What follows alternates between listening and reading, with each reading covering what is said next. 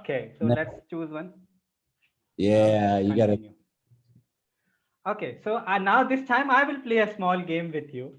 Okay. Okay, so choose a number between 1 and 21.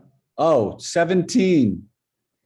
Both of you chose 17. I don't know what is it with It's, 17. I don't know why. It's just, it becomes like an improv number. For some reason, Yeah, 17 pops up a lot. yeah, it's like for Marco, it was driving license. She got her driving license at the age of 17. So she Ah, chose 17. Okay, so again, you should choose between A, B, and C. B. B. Yeah. So our suggestion is luxurious. Luxurious. Okay. Luxurious. Got it. Yeah, All yeah, right. it's a vocab building book. So let's see this. Luxurious. All right. So All right. I'm going to do this.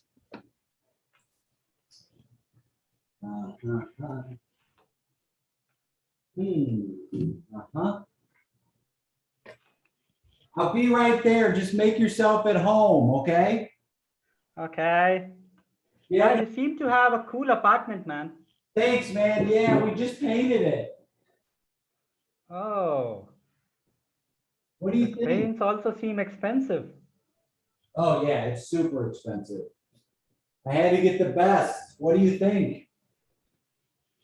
Yeah, You like it? it's super cool, man. Everything here is so luxurious, Yeah. so spacious, super cool. How did you manage all that? Well, it's interesting. I was talking to a friend and I was like, I want to change up. I feel stuck. We were at the gym, we were playing racquetball, and he goes, I got a guy, if you want to remodel your place. And I said, yeah, I don't know if I want to move or remodel. So he referred me to this guy. His name is Bob Luis. He's got two first names as his name. It's Bob Luis. And everything you see here, we sat down and had a conversation. And I said, so let me show you something. Look at that Okay. wall. Look at the wall right there, right in front of you. You see it? Okay. You see that wall right Yeah. in front of you? Yeah, yeah. Watch this. TV on. Oh, it's a Yeah, big right. TV, man. It's 90 really inch big. TV. Yeah. What do you think how big do you think that is? I think it's 90 inch. Look now. 90 inches, It's 3 foot still TV. it's still expanding. It's going to fit into the whole wall. It's a wall TV. Everything's voice activated. Man, voice activated. You have Wi-Fi signals, proper like 3, 4 Wi-Fi routers for you. You see that Like plant? luxurious. Look at that plant. Look at the plant to your left. See that plant? That's a Wi-Fi router. It's not even a plant. It looks like a plant. This guy, I'm telling you, this guy's magic. This guy can do Dude, anything. Yeah. he turned optical fibers into a beautiful plant. Yeah. It serves two purposes. Yeah. What Yeah, are yeah. those? Well, one is it's an actual plant. So he's figured out how to turn those fibers so that they go through the process of photosynthesis. So it's actually producing oxygen at the same time. I mean, I'm telling you, this wasn't cheap, but it's changed my life. So everything you see right here, there's a second use to it, minimum. Dude, Yeah, this is like precision yeah, and richness yeah, at its supreme.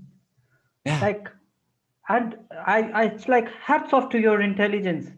Like, you transformed yourself from such a poor man, from such a poor background. Thank you. Remember the days Oh, when we both used to munch yes. one packet of French fry for the whole day? I did One not think I could afford eating. And Yeah, look at now. And so, can I be honest with you? yeah. I look around, I feel guilty. I'm not going to stop doing it, but I feel guilty. I feel guilty because yeah, we came from no money. And now that I've got money, I keep thinking to myself, am I just spending it on things that are too much? But I mean, look at this. It's your luxury, man. You Yeah. wanted 5 years ago, you were like like that kid, like a very enthusiastic person working all the time on your projects, on taking Focus. all the new assignments for yourself, and all this enthusiasm work for you, man. Yeah. Look at you now. You're able to afford everything you really like. Now it's up to you, your choice, to share it with the people around you or not. It doesn't make you any bad. It doesn't make you bad. Look out the window to your right. Look out the window to your right. Yeah. What a view, huh? Do you see that view? Ah, it's sea. OS, it's sea. Beautiful coconut trees. And what about this? Watch this. Many beautiful children and their families, beautiful ladies, all are roaming around. It's at an arm's length. The beach is at an arm's length, man. Watch this. Window, Dubai. I just call out a place and the window, the view changes. Window, Paris. Eiffel Tower. I see Eiffel Tower. Yeah. And you're posing also. There's a photo of you around the Eiffel Tower. You can create all those effects. But Again, like, the imagination. it's imagination. You're making an expression like this. Yeah. I'm like, look at the Eiffel Tower. Yeah, you seem so excited. Like it's like you feel you're practicing telepathy, being like at the same two places at the same time. Yeah. Hey, come with me. I want to show you. I got a couple rooms I want to show you. Okay, somebody. Look, this is the primary suite. It's a walk-in closet that has a walk-in closet. So you walk into the closet, then there's a secondary. Come on, come on. I want you to walk into the closet and then walk into the walk-in closet with me. Look how big, yeah. Look how big this closet is. See that door? Yes. Yeah, open that door. That's the walk-in closet to the walk-in closet. Yeah, yeah, open it. See, there's another closet. Right? There's a closet inside a closet. It's a loop of closets. It's a loop of closets. It's like you go in a closet, then there's another closet. There's 14 more closets behind that closet. My God, it reminds me of a small cartoon we used to watch as a children. Yes, we watched that. Yes, that's it. Yeah, actually, a dog and his son. Yes. And they were detectives in that cartoon.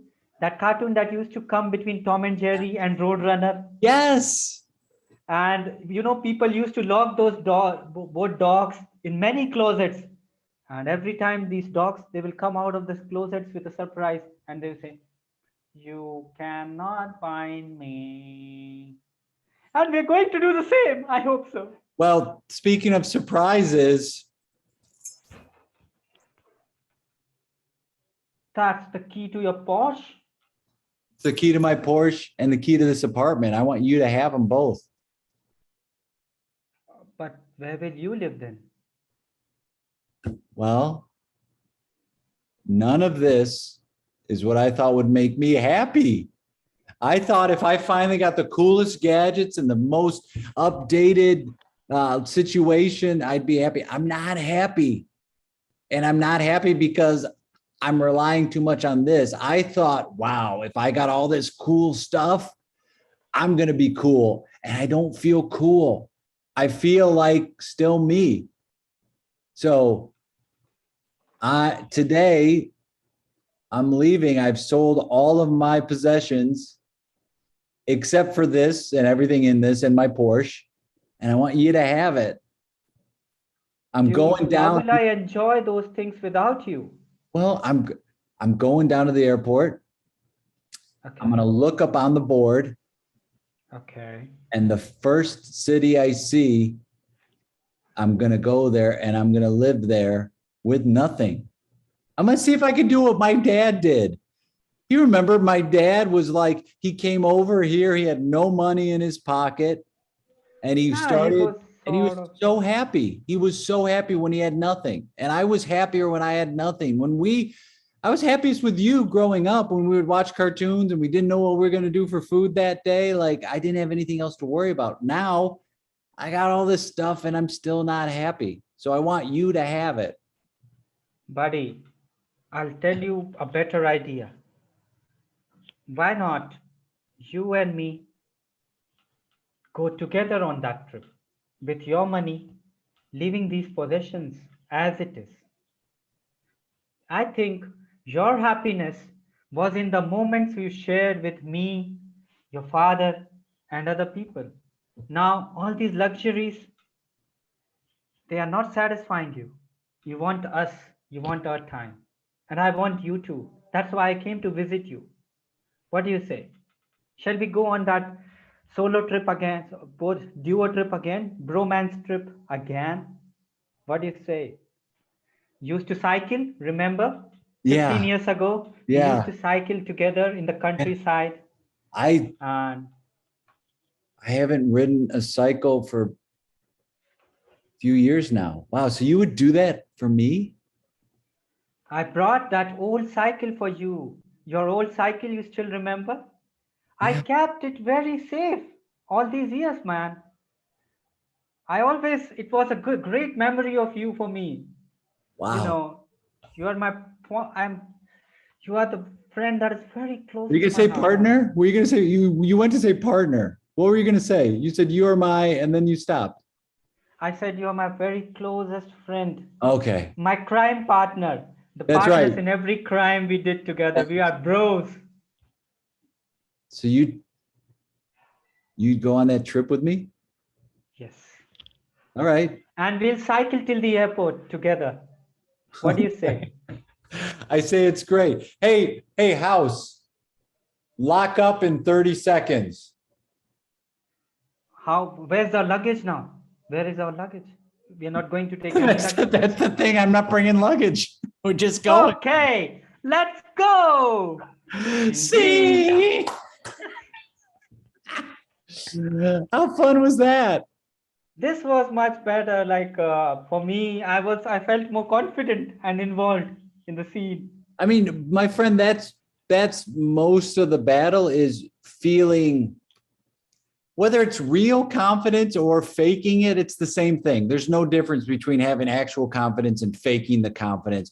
And for you and for a lot of improvisers, it's like just assume you belong in that scene with whoever you're in the scene with. Like I don't know more of the answers to this scene than you do. We're in it together. So you deserve to be in these scenes. You deserve to be playing. If it's a scene where the suggestion is luxury and you're inspired by it, that's perfect. Like you don't have to wait for the other person to go. You can start off, and yeah, you should be in these scenes. And too many times I watch people in scenes that are like, somebody says, "Hi, doctor," and then they're like, "Oh, I'm a terrible doctor." It's like, why are you making the choice to be terrible? Just assume they said you were a doctor. So you've gone through all the schooling to become a doctor. Just assume that you deserve to be there. And that also goes with not just in characters and scenes, but just in improv as well as human beings.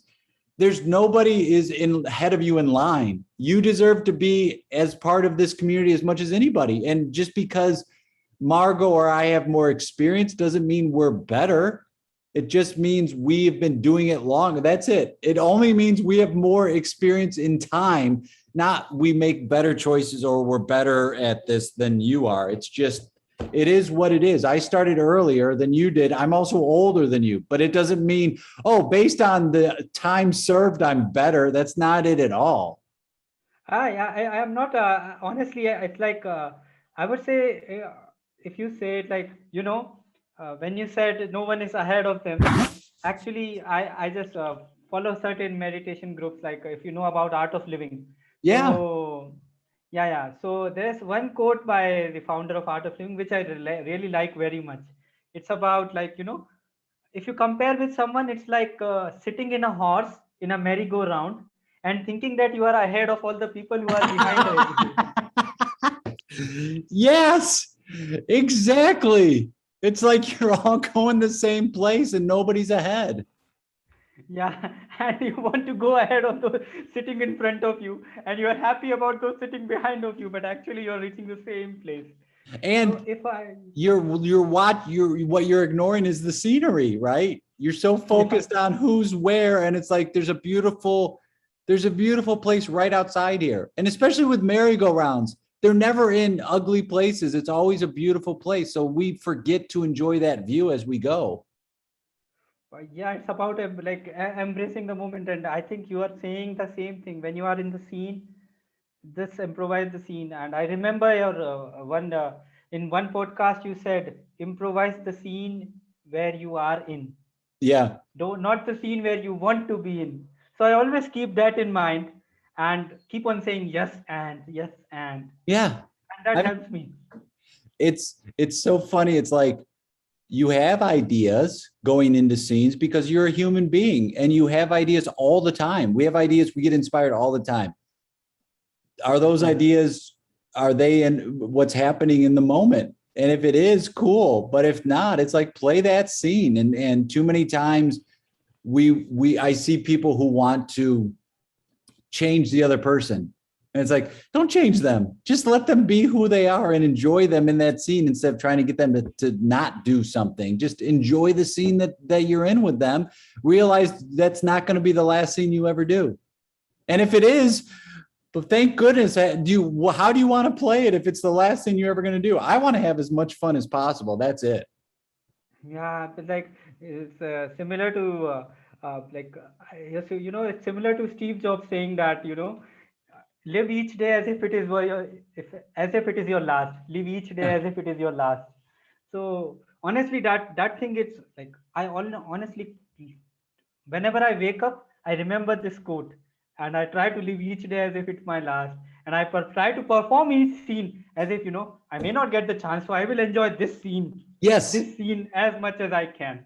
Yes. And That helps me.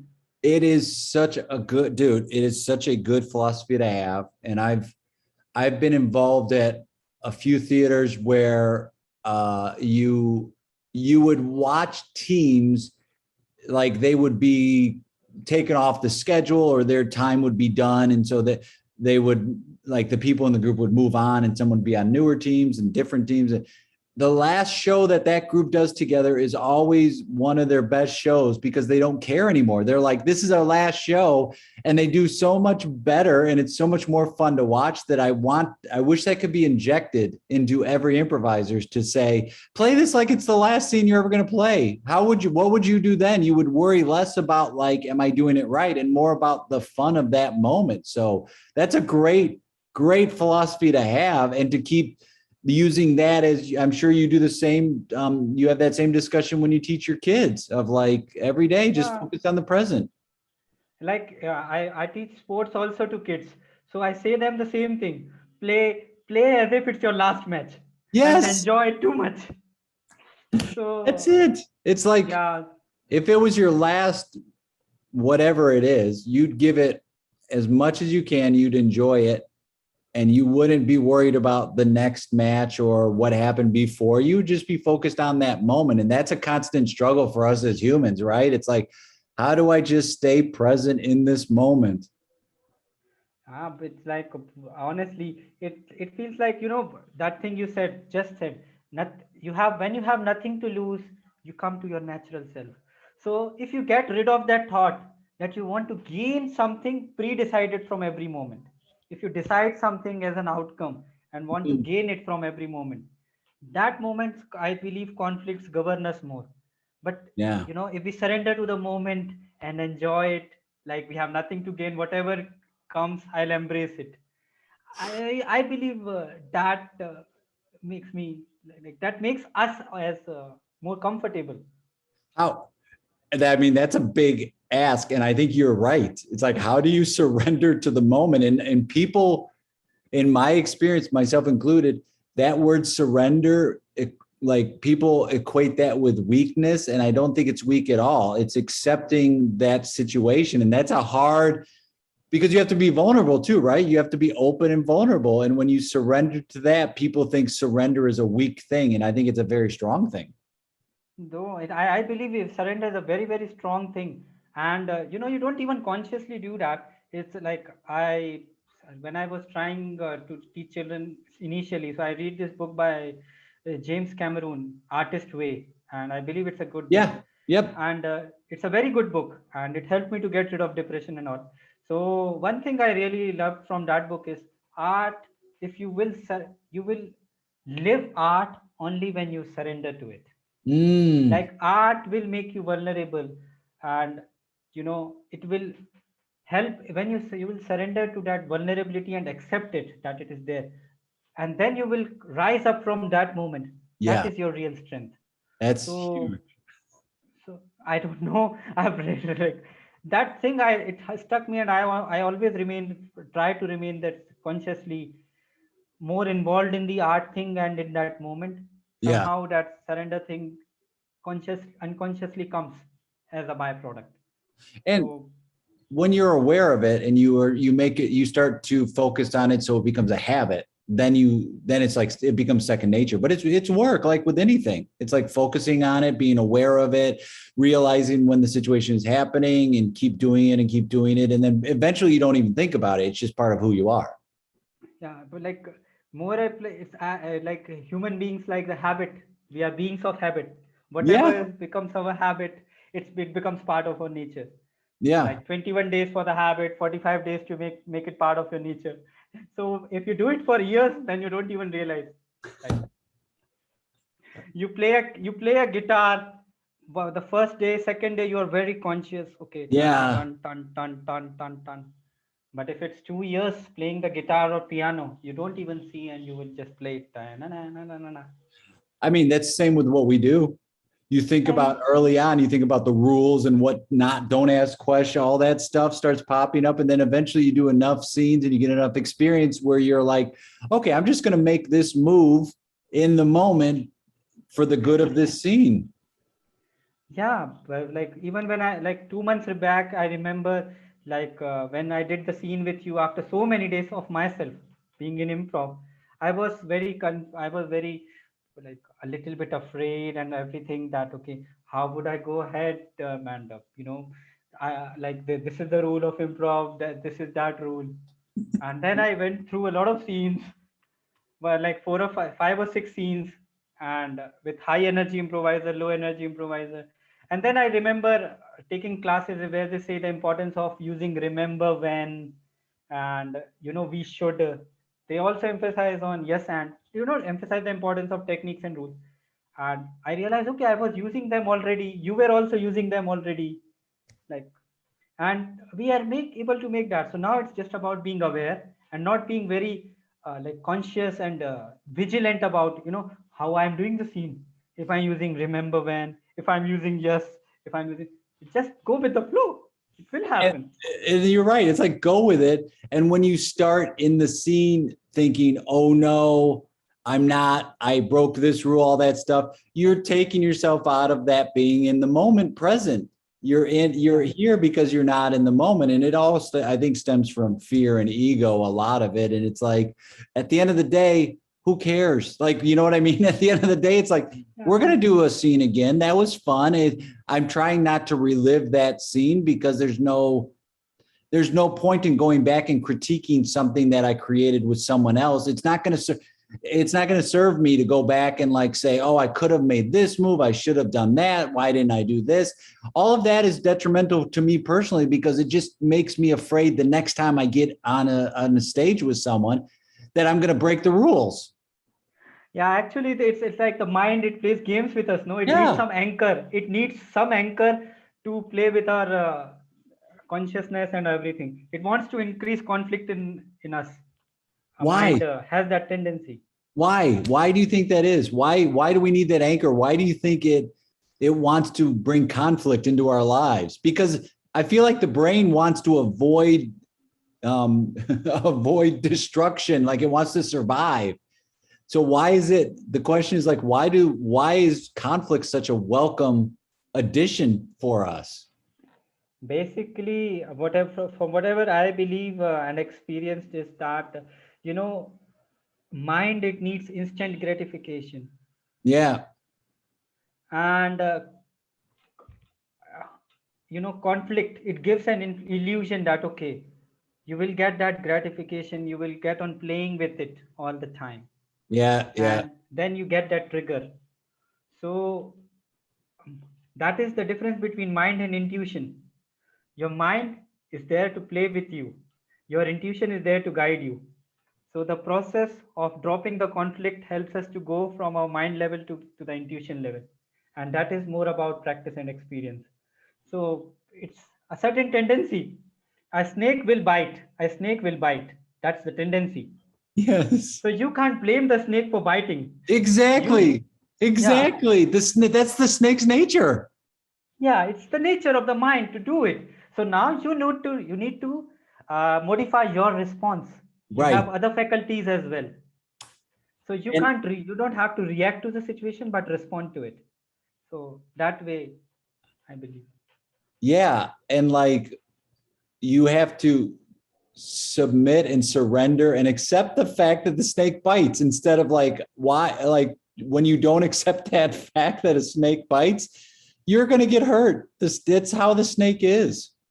And that's how the snake is. You have to manage it according to the situation and context that comes in front of you, because you can't control everything that will come to you. And mind, it wants control. It wants to control because it has limited powers. There are other faculties in us, no, like intuition and other. They have more powers, but mind, it wants to control us. So whatever situations are outside, it gets to control us. It drives us towards it, and it's more about being inwards rather than finding joy outwards. And Yeah. mind, it takes us outwards most of the time. Which our scene was about is like, I got all this stuff. Luxury. I'm not happy. Like I got all this cool stuff and I'm still miserable. And it's like, oh, I missed that connection with you. And that was what the joy was coming from the inside and accepting that was the situation. I got a friend, my buddy Landon, who had this cat, Gracie, who was very like grumpy. And people would come over and he's like, oh, you shouldn't pet the cat, Gracie. The cat will scratch you. And then there would be people who's like, that's okay. I'm really good with cats. And then they get scratched. And it's like, you didn't hear, the cat will scratch you, even if, so you're not accepting the situation that's the reality for the cat. You think your ego says, well, I'm different. And I think that's a thing that affects us as improvisers too, is we have this ego that's like, I'm Imposing different. ourselves. Yeah. Imposing ourselves on the scene. Enforcing Not ourselves on the accepting the scene. character. Yeah. Like accepting the fine line, understanding the fine Just line. just go with it. What's happening? Let's just go with what's happening instead of forcing this thing on it, which now I'm forcing you to deal with. You're not ready for it because it's coming out of nowhere. Now you're trying to deal with it and scramble and accept it or not, or whatever it is. So now we've had the scene where we don't feel, it's not that it's a bad scene. To me, it's like, no, it was just a hard scene. It was like, it wasn't an We easy make the scene. scene harder for each, like for the other Yeah. collaboration. We make the collaboration harder. You're making it harder.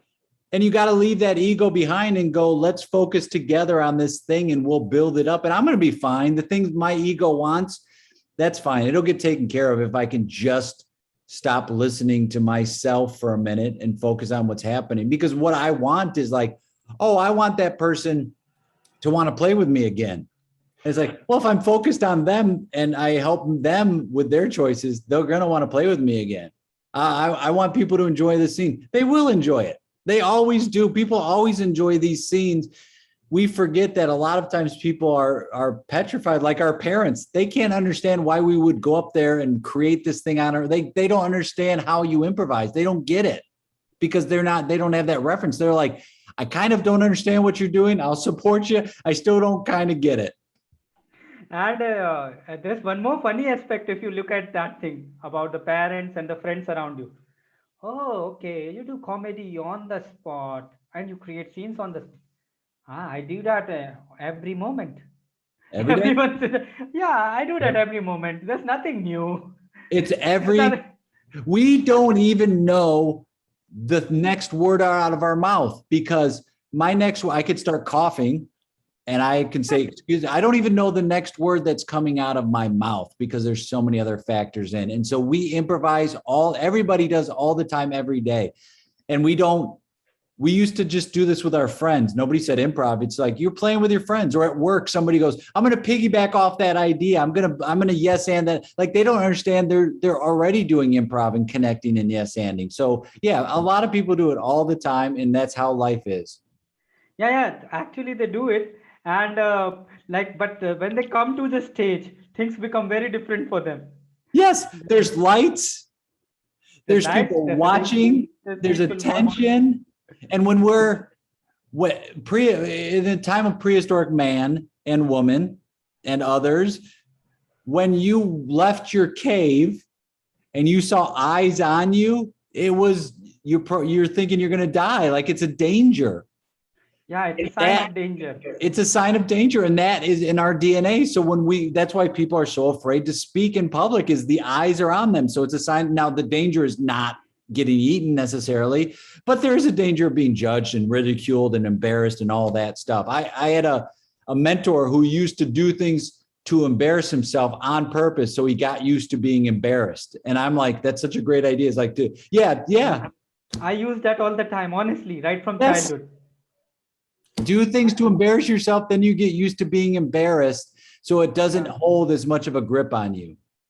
Yeah, so that honestly, like for your mentor, it worked. For me also, it works. And like you were saying, when improv we do yes and so, and the improviser wants to play with you. It's like people feel very nice when their ideas are valued and appreciated. When you say yes and the other Yes, person feels appreciated, the other person feels valued, they and then feel they try to heard. add more value. Yeah, They they feel feel heard. heard. Yeah. Yeah, and the same thing happened with me also for the podcast. Like when Emmy asked me questions and my mother and father listened about my work, I also felt like, okay, my voice is being heard and Yeah. I'm being appreciated. So I felt more vigor and rigor to do things better. So yeah, it just helps it, like even in the improv space also. So as soon as you say yes to an offer in the scene without imposing yourself, as you were saying, Yeah. no, the other person also feels that joy. Like even with the children, they get stuck many times. They would say, I like that mango tree, and they would be stuck. Now what to do? You should say them, yes, and Yes. I like the mangoes coming out of the mango Yes. tree. Yes, and we shall fill the mangoes in the basket. And honestly, that thing helps me in poetry and writing whenever I get stuck. Yeah. Just use yes and it does wonders. I don't know. Well, it's a good replacement for or uncertainty too. If you say yes, that's a good way for your brain to think about something if you're not sure what to say. But if you go yes, you give your Yeah, brain a at least little you bit of accepted time. that situation. You've At accepted least you it. accepted that situation, and that was where your mind was playing with you. Now you didn't allow your mind to play with you. No, it's we say like sometimes we say play the opposite of how you're feeling. If you're scared, play confident. If you're doing this inside, no. Just say yes. And that'll help you trick your brain into going along with it. Because I think sometimes you have to trick your brain. You have to go, I'm going to say yes to this thing. Now my brain has no choice but to justify it because I've already agreed to it. And I think that's where your brain comes in handy, is justify, agree to it, and then let your brain come up with the solution of why that's true. That's the part that can help. Yeah, it's like you can close your eyes and do bungee jumping and say yes, and you just take the jump, and you will enjoy. We used to say, jump and the parachute will appear, or if it doesn't, just do somersaults all the way down. Yeah, what to do? That is how it's like. That's That was life. nice. And Uh, I like life becomes much better. Like for me, yes, and the principle of yes and it works in so many spheres of life yeah, every day. it's a good philosophy to remain open and accepting of what's happening and making it easier. Again, it's the whole thing of like, do I want this to be easy or difficult? I talk to my kids about this, and I say, do you want this to be easy or difficult? And if you say yes to this situation or what we're talking about here, it's going to be easier. If you want to say no, that's fine. You absolutely can say no, for sure. It's your choice. I'm not going to tell you what to say or not to say, but it's going to be harder. And sometimes they go, I'm going to say no. It's like, cool. And I say to them, I do this too. Sometimes I say no and it's like, I said no and it was harder. And it's you could say no in many different ways, but the more I can just start accepting the situation and saying yes to the situation, then I can make an informed decision of what I want to do. And sometimes saying yes means I say no. I have to say yes to me. And it's like, oh, I'm not going to go out with you tonight because I'm going to say yes to staying home because I need the rest. So I'm going to say yes in that situation rather than I'm going to say no. Yeah, it's like choice between two yes. Which yes you want to prefer? I'm going to say yes to me. Yeah, Always it's yes like to me. because in Hindi it's a saying: if you can't take care of yourself, if you can't take care of yourself, how will you take care of the world? You need to take care of yourself before you can take care of the world. And what I really love, my friend, is what you're doing all the time is you're taking care of the world. You're taking care of yourself, but you're also doing things. Yes, yes. Nope. You have to listen to me. You have to accept what I said. But Okay, okay. you're having a positive impact. And so it was great playing with you. Let's do it again next week. Oh, sure. I will be very happy to do that. Whenever, what's the time? I will message you. We'll figure out a time to do this again next week and we'll talk then. Yes, sure. Thanks a lot. It All was right, so buddy. nice talking to you again. And Great. I love the time. Me Thanks a too. lot.